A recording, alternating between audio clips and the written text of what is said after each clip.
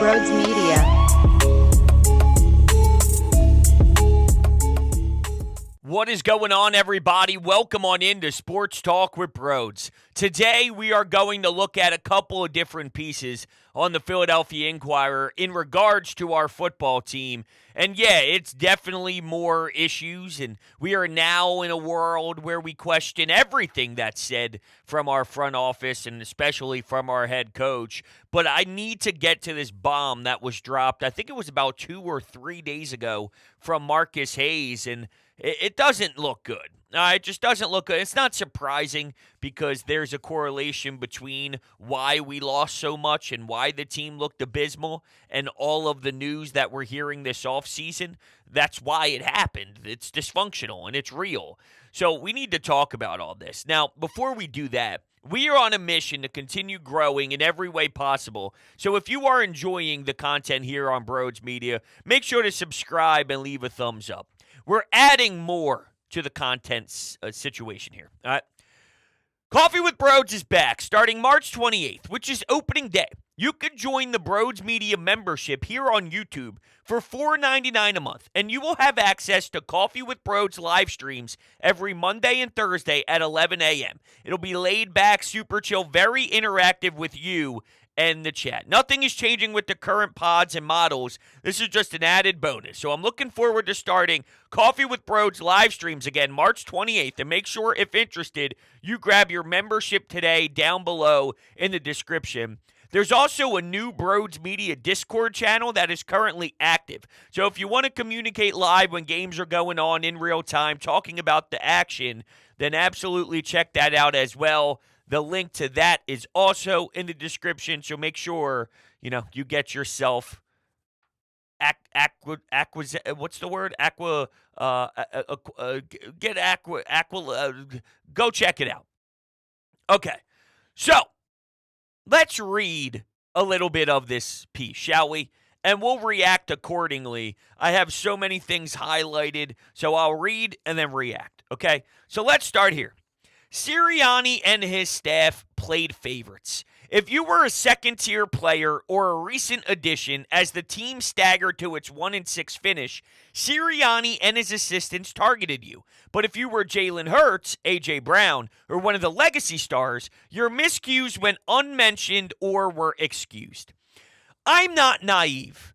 You do deserve a longer leash if you're Jalen.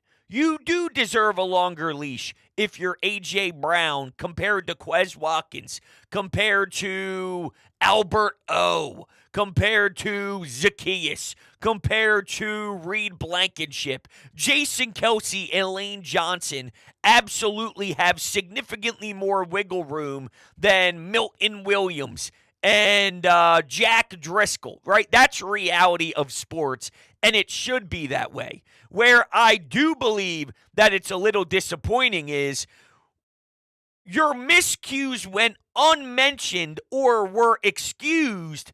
You can absolutely give them way more of an opportunity to screw up. That makes sense. What you can't do is pretend what they're doing is okay and just walk right by it, especially if Nick Sirianni is the one that is very loud, very vocal with expressing that accountability is part of his core values. If you preach that, you better absolutely 1,000% run with it. So if I believe your core values are super corny, right? And I do. I think it doesn't work with professional athletes after a couple of years. You're lucky to even get a couple of years out of it. But at some point, you have to adapt and get creative with it. You can't run through the same exact PowerPoint every single voluntary OTAs in the beginning of each training camp. It gets stale and it does get dry, and we are in the thick of that happening right now. But let's say you continue to go down the path of utilizing these corny ass phrases. You better actually deliver.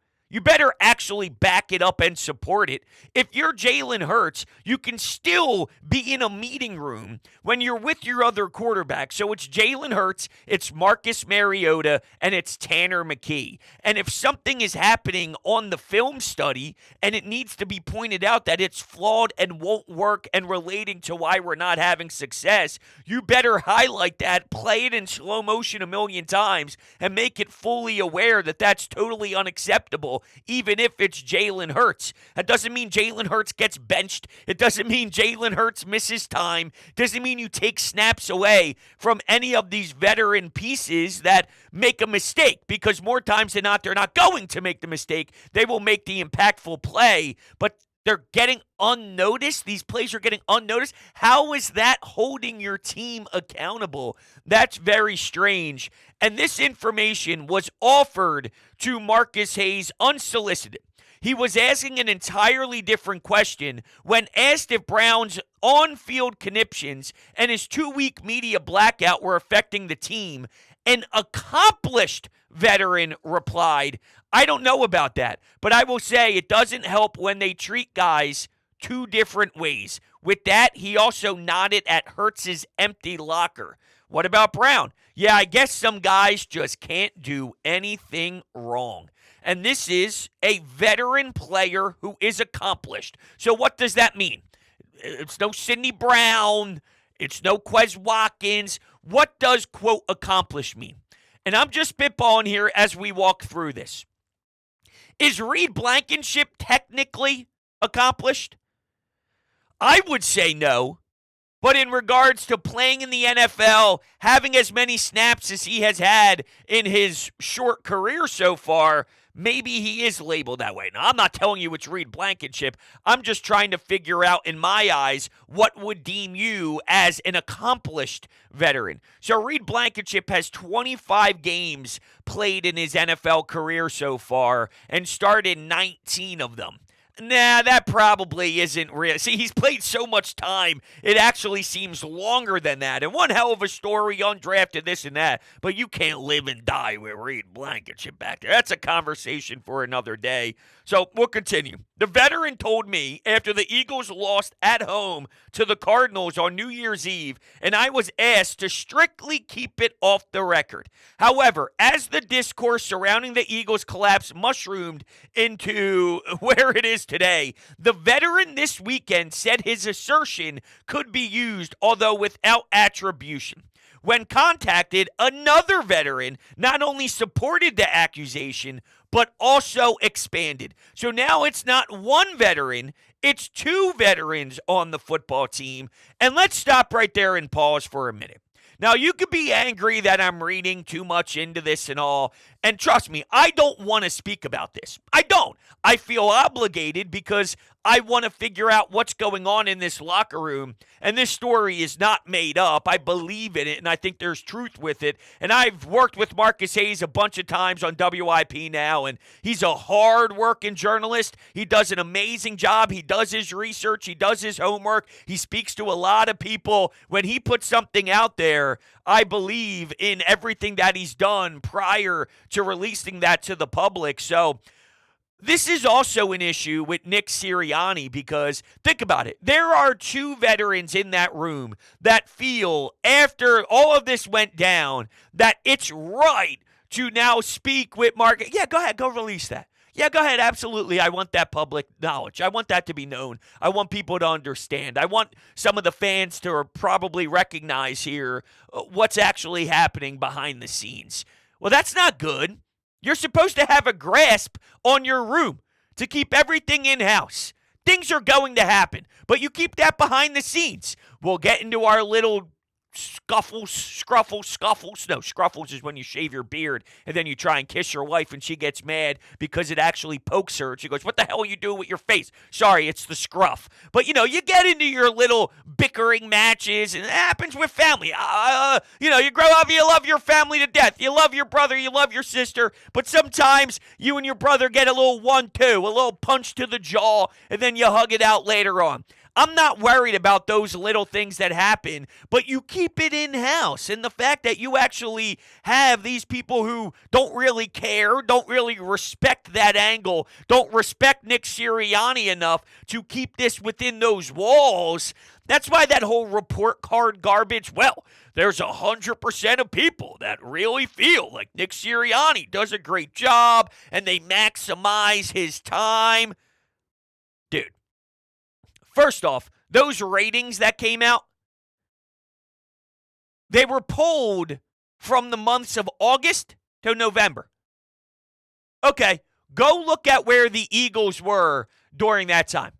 Go look at what they were doing during that time. It's irrelevant to me. That's prior to the disaster. And by the way, how about their one loss coming from the New York Jets? And there's a report out there that Hardman is releasing the playbook and releasing information to the Eagles and other teams. So the Eagles actually had awareness of what the Jets were trying to do, what they like to do, their scheme, and they still failed. Now, that was during the stretch of winning a bunch of football games. So if you go 10-1 and have a fluky loss against the New York Jets throughout that time, it's not the worst thing in the world, but it's just ironic how the more information that Nick Sirianni had, it ended up backfiring big time. What a world we live in. I am very fascinated to see if this ends up being true and the report ends up somewhat getting, the research done and this actually happened, what the fine would be and what the result would be, because that is disastrous. I mean, I'm talking disastrous to have someone leak the playbook and leak plays to an opposing team due to frustration. Holy hell.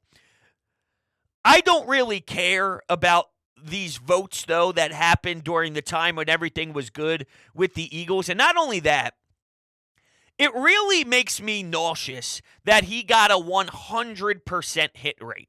Because even the best to ever do it would have maybe 97, 96, 95. The fact that it's 100% feel he does great with his time, that almost seems like they want a specific narrative pushed. All right, guys. All right, fellas. We know Nick's been on the hot seat with the fan base. We know Nick is getting crucified big time and nobody's truly believing him anymore with the outside noise. So let's push an agenda and say that we love the guy. 100%? There's not 1% that think maybe that he's not perfect with his time. Everybody just agrees that he's 1,000% perfect. Nick Sirianni is perfect with his time and how he manages the team and how they operate on a week-to-week basis. That doesn't add up with all of the noise that we're hearing. And it's not because the noise that we're hearing isn't real. It's because the results to that is garbage. That's reality. So I don't put any stock at all into some of those numbers and some of the data that came out. Oh, well, the Kansas City Chiefs didn't necessarily have great ratings in certain areas. And how's the building? How's the cafeteria? How's the flying and the planes and the road trips and the travel? Sure, it's nice to know that Jeffrey Lurie is willing to spend X, Y, and Z to keep players happy and this and that. But come on, man, we got a football problem in our locker room right now. So let me expand on the second veteran that chimed in to add more information on. If you were an offensive lineman like Jordan Mailata, Cam Jurgens, or Landon Dickerson, you get treated differently than if you were Jason Kelce or Lane Johnson. And that's okay with me. I really don't have a problem with that. I truly don't. That makes sense, and that's probably how it should go. And the person continues here, and heaven forbid you were a young defensive lineman like Jordan Davis or Jalen Carter who could do no right in the last 2 months as opposed to Fletcher Cox and Brandon Graham. Brandon Graham made one of the most important plays in franchise history. He should have a longer leash than Jordan Davis and Jalen Carter. I really don't see an issue with that. But this is where things really get me very, very uncomfortable. And I mean extremely uncomfortable. Brian Johnson. Apparently, Brian Johnson, who's a long-time family friend of Jalen Hurts and was his quarterback's coach for 2 years with the Eagles, who was then promoted, was reluctant to hold Jalen Hurts accountable.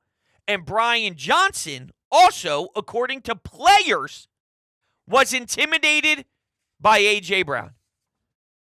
How's that possible? I don't blame the Eagles for giving Brian Johnson the nod, and it's not really giving him the nod as if he didn't earn it. This is natural progression in the coaching hierarchy, right? You go from quarterbacks coach to offensive coordinator then looking for a head coaching job. You were winning a lot of games under Shane Steichen at the time. It made sense to have a natural progression of Brian Johnson, especially because of his relationship with Jalen Hurts. You would think that they could push each other, and even Jalen Hurts could push Brian Johnson a bit. There's a good, cohesive relationship between the two. I think there's nothing wrong with that. I think it's okay for a quarterback and for an offensive coordinator to have that level of relationship because you're open to have more uncomfortable conversations. I would think it's easier if my best friend was sitting next to me and I had to tell him something extremely deep and I needed to start to pick apart some things that are very uncomfortable in dialogue. It would be easier because I know him. Compared to someone that I'm coaching and I'm around, but I don't have that same level of connectivity, right? But obviously, that ended up not panning out in front of our eyes. So you're not holding him accountable, and then you're intimidated by A.J. Brown. Then I go back to, what's Nick Sirianni's job? Because if this is happening and people in the room are noticing, isn't it then the duties of the head coach, the CEO head coach, to step in when there's failure like this happening? If that's not when you put your expertise on the line, if that's not when Mr. CEO, you overlook, right? That's what you do as a CEO. Well, if you're overlooking and then not seeing this, that's a problem because you're not assessing properly. And then if you do have that and you know when you see it and you're aware of it and others are maybe talking to you, let's say you have an open door policy and a teammate comes in and a player comes in and goes, Coach, I got to be honest with you. A.J. Brown's phenomenal. I like Brian Johnson, but there's something going on here, open dialogue about whatever. And then you do nothing about, then what do you do? What do you do? And yes, we live in a world where the players run the asylum. So A.J. Brown's voice will be louder than a lot of others. But should it be louder than your offensive coordinator? Should it be louder than your head coach?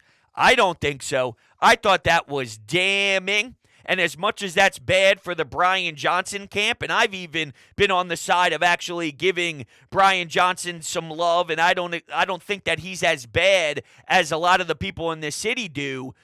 Well, this is damning. This is damning, and this is a big knock on Brian Johnson in my eyes, and a big knock on the head coach in my eyes too, because you need to step in at some point. You don't just get off scot-free, and you don't have to do anything because you're hiding behind this label of not running the offense. You're hiding behind this label of not being incorporated into the offensive scheme and the game plan. You don't get to hide behind that, and it seems like there's people who are willing to give Nick Sirianni this free pass because that's not his, quote, job. It is his job. It's his job to make sure this team is ran properly. And if someone isn't holding their end of the bargain, yo, Nick, it's time for you to deliver. He can't deliver, though, and that's the issue. He can't deliver.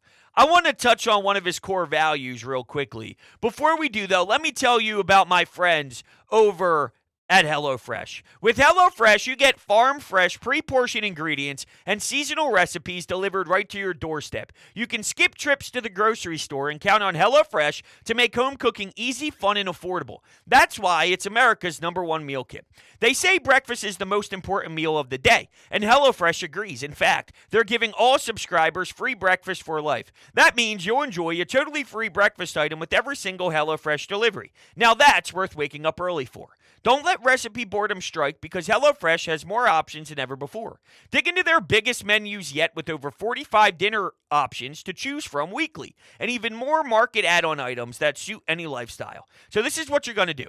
You're going to go to HelloFresh.com/BroadsFree and use code BroadsFree for free breakfast for life. One breakfast item per box while your subscription is active. That's free breakfast for life at HelloFresh.com/BroadsFree with code BroadsFree. free. My wife and I have been using HelloFresh for months and months and months now, and it is game-changing, and I promise you it will change your family's life as well. Make sure you join the HelloFresh family down below and get started today.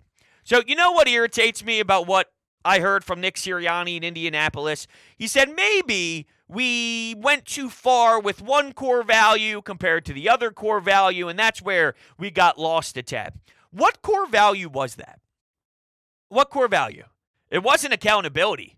If anything, you lose points in that area because it's even worse than I thought. Compete? Is it compete? I didn't see them compete. No. Can't tackle, give up, get exposed, get dominated, get bent over. Nope. It wasn't compete. Is it connection? Were you too busy trying to build connections and relationships that the rest of it just got lost? Well, that's sad. Is it fundamentals? Because that team wasn't very fundamentally sound. So what exactly did you lean too heavily in? Because I've seen all your core values essentially explode in your face. Please, Nick, I would love to hear what you had to say. All right, we'll continue here.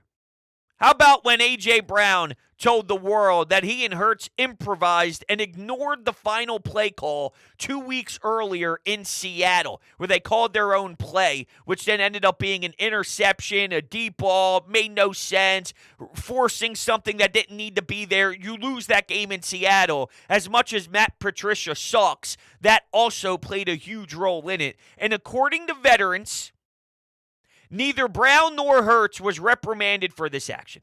I don't expect them to get benched because of it by any means.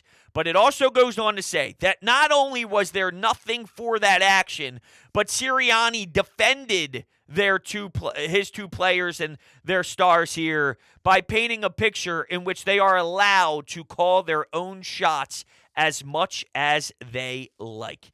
Keep in mind, we had Kenneth Gainwell in the locker room during a game go back and forth with someone on social media, and A.J. Brown didn't go to the final playoff game against the Buccaneers. And that wasn't followed up with any sort of picture of him sitting on the couch, tweeting out a picture of the fellas on the TV screen saying, "Let's go, boys. I wish I could be there with my squad. I wish I could be there for the fellas. I would love to go out there and compete as Nick Sirianni's core values really motivate us. And I want to be out there with my boys." Like, I didn't see that. Instead, and I got no problem with you having an outside life. I said it at the time, and I'll say it now. I'm not angry with A.J. Brown going to a boxing event in Atlantic City the same time that he's injured. You're allowed to do things outside of the house. You're allowed to have a life. You're allowed to hang out with friends. You're allowed to not just be a football player. But man, is it not a good look when you don't speak for a while with the media? The locker room is extremely toxic, and then the final game of the season, when your team is playing for their playoff lives, you're not with them. You're not with them. You're not with them. You don't travel with them. You do nothing with them. If there's a real reason why and there's a medical reason why, I just feel like maybe that's something that could have been expressed. If you truly care about the current state of the room, if you don't want things to be broken, if you don't want any speculation. But A.J. Brown keeps the door wide open for speculation for a reason, because he's absolutely obsessed with it. And I laugh because he talks about not being a diva, and by no means am I putting him on the level of T.O., because he is not a T.O. diva, but he is a diva in his own way. He goes, "I'm the best on the team. I'm the greatest. I'm the hardest working. I'm this. I'm that." So I can say all this, and I like that attitude for sure. I definitely enjoy cockiness. I enjoy confidence. I enjoy swag. Great players have that, but it does go hand in hand with being a diva, and I'm okay with that. I think great players are divas, and there's nothing wrong with that. While A.J. Brown doesn't like the stigma around diva, I do, and he actually says things that are very diva-like without actually, I guess, acknowledging that that's diva-like. I guess it depends on how you describe the word diva. I don't look at it as a negative thing, though. I look at it as it comes with the territory of being a great player at times. So, all right, so that was the first piece in the Inquirer. There's a second piece that breaks down more of what was said at the NFL Combine. And I thought this at the time, but it didn't hit me as harsh and as aggressive as it does today when you sit back and listen to it. So, essentially, playing young players was brought up. And that made my eyebrows raise because you know what you do when you play young players? You have a willingness to go through a growing experience. And normally when you go through a growing experience, you're not winning a lot of games. You're not winning a ton of games. You can win 8 games. You can win 9 games. I'm not saying you're a disaster by any means, but are teams that are playing young guys going to win 14 games and win a championship? Are they winning a Super Bowl? No. You know who plays young guys? The Flyers. What are they doing? Rebuilding, retooling. You know who plays young guys? The Sixers. After the process, you get Ben Simmons and Joel Embiid, a little bit of Markelle Fultz. You know what you do? You let them run. You give them opportunities. You let them dribble up and down the floor. You live and die with some of their results because you let the young kids play and they have to figure it out on the fly. So it made me wonder what the messaging was from Howie Roseman to the fan base. But let's dig a little bit deeper. So the question was in regards to how you view Nolan Smith heading into year 2. Here's the quote. I think that goes back to the point about some young players. And kind of in retrospect, just seeing him, certainly in the playoff game, one of the guys who played well in that playoff game. Giving him a little bit more time during the year and experience that we talked about. I think when we look back, and Coach and I talk about it a little bit, it's okay to play some young players. It's okay for them to get experience and kind of see what you have. I think that for us to play our young players, to develop them, I think that's something that Coach and I have talked about to not be afraid of. That's why you draft them. That's why you sign them. Okay. Now, let's get to Sirianni and what he had to say about some of the things with the young players. My philosophy has always been play the guys that are going to help you win the game every week. Whoever gives us the best chance to win a football game, that's what we'll do. Young, old, middle, it doesn't matter. We're going to do what we need to do. You know what I'm seeing here? I'm seeing friction. I'm seeing someone who wants to try and establish their draft picks and someone who's fighting to keep their job. Someone who desperately is trying to hold on for dear life. Someone who knows that if he doesn't win football games next season, his ass is gone. And he's not a hot commodity. He's not an automatic pickup, hey, I got to the Super Bowl. No. Teams aren't going to be flying around getting him and snagging him off the streets. So now I believe there's turmoil with the GM and the head coach. And this doesn't come as a surprise.